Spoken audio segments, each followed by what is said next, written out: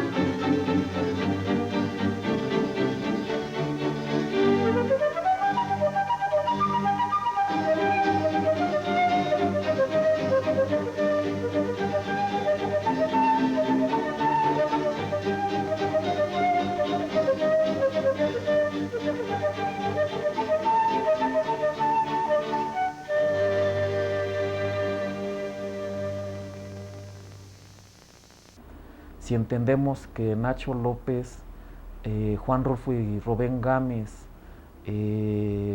tuvieron a bien unir la poesía, no como género literario, sino como una parte estética, de una sensibilidad abierta para oscilar entre lo que es la imagen, entre lo que es la historia y la diversidad de formas que se pueden dar entre ellas. Por ejemplo, Gámez, Jodorowsky y el fotógrafo de Jodorowsky eran muy amigos de Nacho López. Todo este grupo de cinefotógrafos y documentalistas pues son fundamentales también para la fotografía, porque hay que reconocer que muchos fotógrafos, como Agustín Jiménez, antes de ser fotógrafos fijos, fueron documentalistas, cinedocumentalistas y cinefotógrafos. Y esa influencia ya no la hemos recibido nosotros, ¿no? Entonces creo que es importante también tomarlos en cuenta dentro de la cinefotografía y de la fotografía en México. Sí.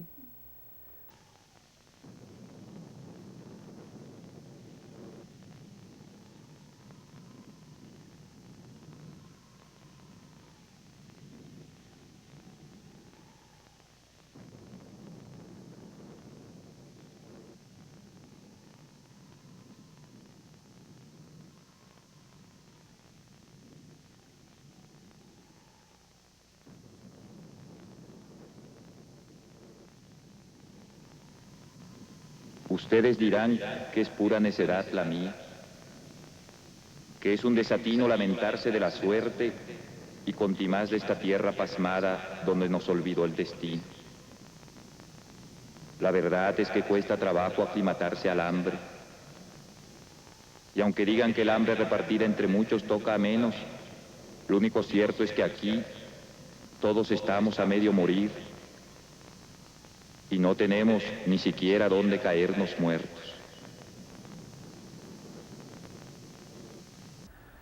Daniel Mendoza en este caso va a venir a sintetizar lo que se dio Nacho López como fotógrafo, lo que se dio con Juan Rulfo como poeta y lo que Rubén Gámez unificó entre la fotografía y la poesía de Juan Rulfo. El tino de Daniel Mendoza es que involucra todo esto, pero ya con toda la oportunidad histórica de reflexionar profesionalmente, en el sentido de que él es un fotógrafo profesional, procedente de una escuela, apto y abierto en mente para ponerse a pensar que un fotógrafo debe siempre acompañarse de una teoría, que no debe asustarse con la palabra estética como si esta fuera una normativa, y en donde en realidad la estética es una oportunidad de reflexionar y flexibilizar todas las formas que fotográficamente han existido, existen y pueden existir.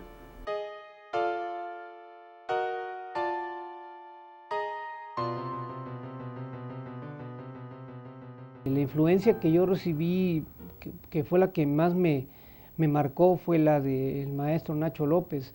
Cuando él llegó a darnos clase a la Facultad de Artes, pues él bueno, era cinefotógrafo, cineasta, documentalista, pero también cuando ya incursionó en la fotografía fija, él tenía ya todo un acervo de fotografía documental indígena en México. Cuando estuve trabajando en algunas comunidades indígenas, pues lo que trataba de hacer primero era saber qué pasaba en esa comunidad, si había que estar en la Sierra de Songolica o con los papantecos o en Oaxaca con los chinantecos, tener como que alguna referencia y estar más informado, pues para no llegar sin tener un conocimiento previo, ¿no?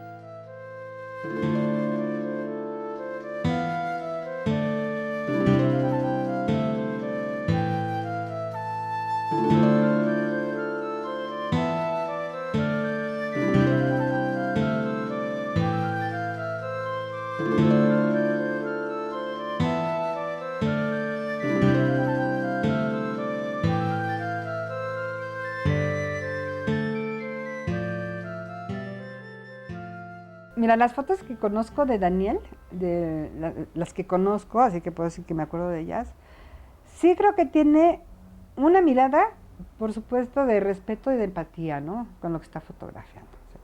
Y que es es algo de las reflexiones que se hacían con Nacho López, de cómo vas a fotografiar el mundo indígena, ¿no?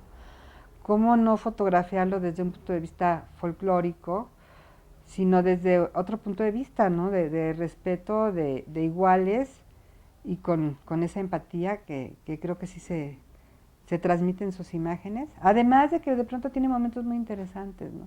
Está sucediendo algo, se están moviendo las cosas ante momentos solemnes. En cierto momento hay cierto movimiento dentro de su imagen. Me parece que eso puede definir, ¿no?, lo que sería su imagen indigenista.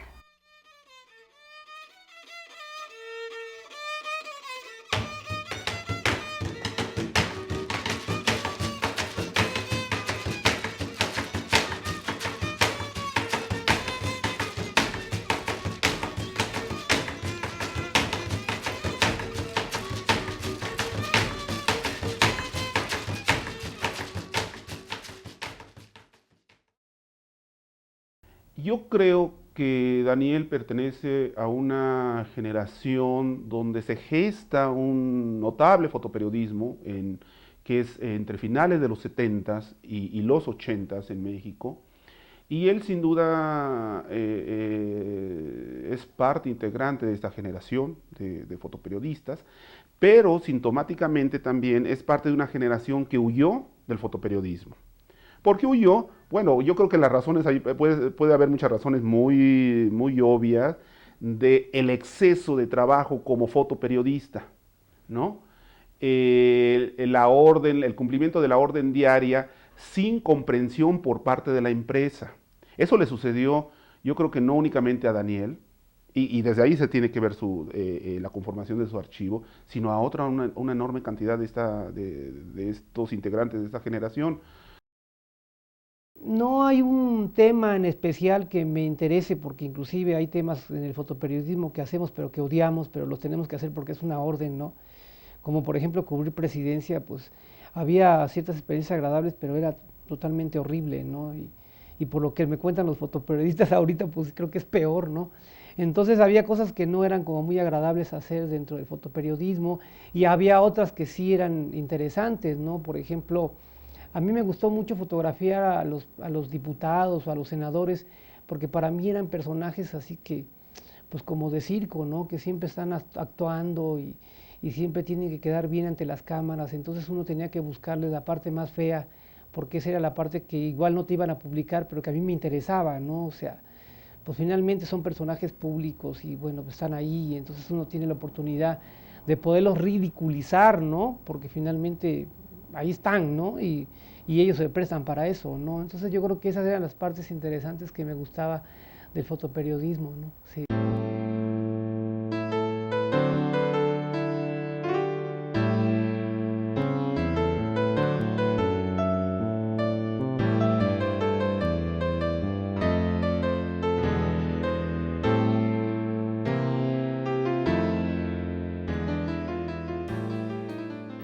Yo creo que anteriormente veíamos a través de una ventana, ¿no?, para ver el paisaje.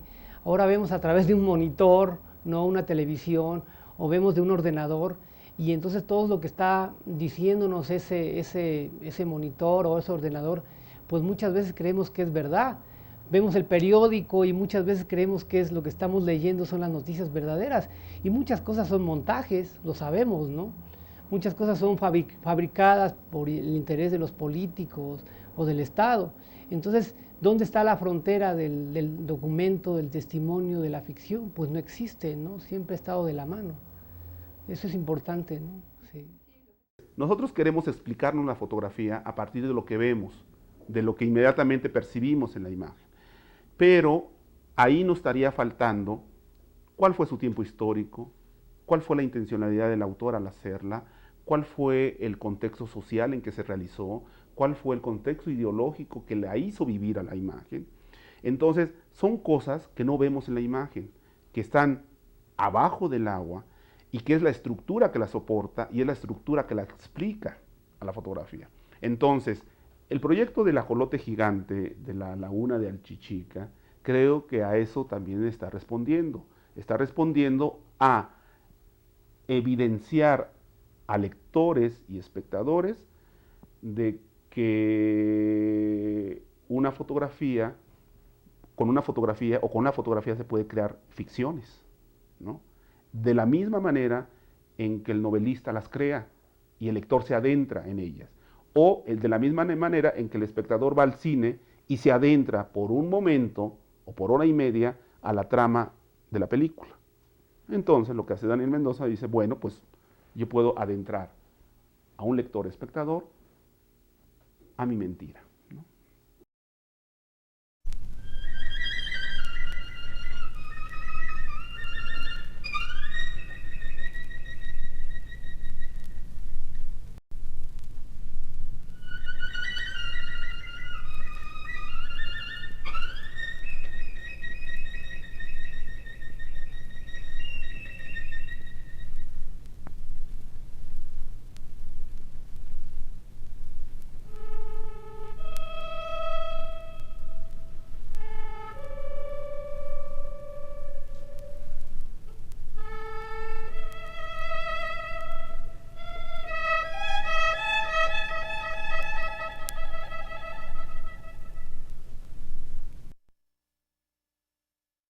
Al ajolote se le quiere dar solamente una determinación ficcional, cuando el ajolote vendría a ser pues más que nada un registro documental sobre la existencia de un bicho, de un animal, de un arquetipo o bien de un ícono para un chilango específicamente o para un mexicano. Por supuesto que el ajolote, en este caso en su forma fotográfica, involucra muchísimas más cosas. Daniel Mendoza está consciente de ello y se divierte. Es raro que un fotoperiodista tenga sentido del humor después de haber sido durante más de 10 años fotoperiodista y tener la gracia de hablar de la historia a partir de la imaginación. Hay una cosa que se llama estudios de las historias de vida. Cuando un organismo tiene una historia de vida de ciclos cortos, como es el ajolote, por lo general no le da tiempo de crecer.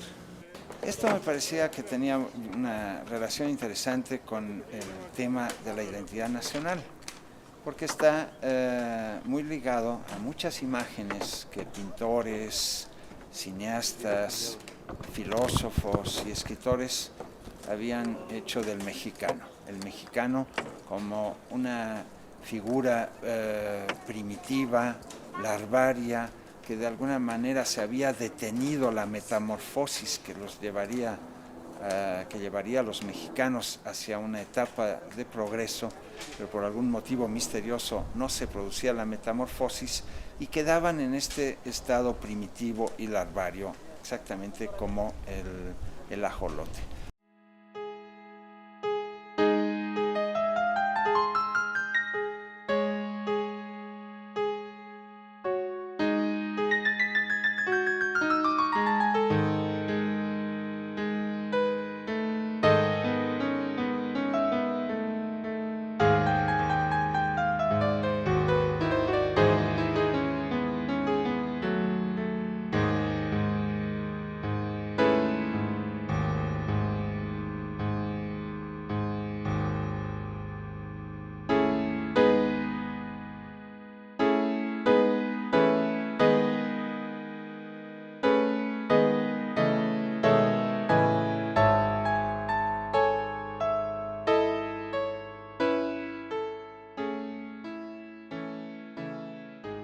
Yo creo que los archivos fotográficos en México, mira, están en su mejor momento. No hay en Latinoamérica un organismo como el que tenemos aquí en México que se llama Sistema Nacional de Fototecas. Es un organismo único en toda Latinoamérica y yo creo que es un organismo, incluso no hay en Estados Unidos un organismo de tal naturaleza. ¿Y qué significa esto? Bueno, significa que la sociedad mexicana ha tomado conciencia sobre los acervos fotográficos. Somos un país donde hay archivos privados muy importantes, muy importantes, tantos como los gubernamentales, ¿no? Somos un país en que en la gran mayoría de los estados hay acervos fotográficos y creo que esto ya no tiene vuelta atrás. En el caso de observar la importancia histórica de un ordenamiento del archivo fotográfico de Daniel Mendoza, yo me apoyo mucho en la idea de que él se mueve entre la estética, la poética y la propia historia de la fotografía. Daniel Mendoza de manera muy consciente se mueve entre estas tres instancias. El mérito de Daniel Mendoza en este caso radica en que él tiene también un sentido histórico de su archivo. Es raro que un fotógrafo, al tener un sentido histórico de su archivo, haya solicitado y que de una manera muy generosa esté colaborando en el ordenamiento de su propio trabajo y de que él mismo esté sorprendido históricamente de todo lo que hay, no solamente como el conjunto de un acervo, sino las propias posibilidades que un archivo tiene para un historiador, para un crítico de la fotografía, para un teórico en la estética, para un historiador del arte en general.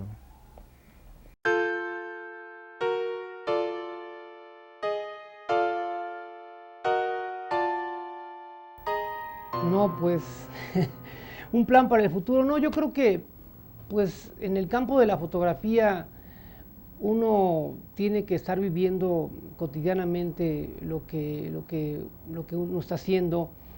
Yo creo que tengo que seguir estudiando más, tengo que regresar a algunos documentos, releer algunos documentos, tengo que entender más que la fotografía, la ficción, lo que yo quiero hacer como fotógrafo, a dónde quiero llegar como fotógrafo, todavía me falta mucho por aprender, ¿no? Y entonces yo creo que poco a poco vamos a ir caminando y vamos a seguir aprendiendo, porque quien diga que lo sabe todo en fotografía, pues está equivocado, yo creo, ¿no?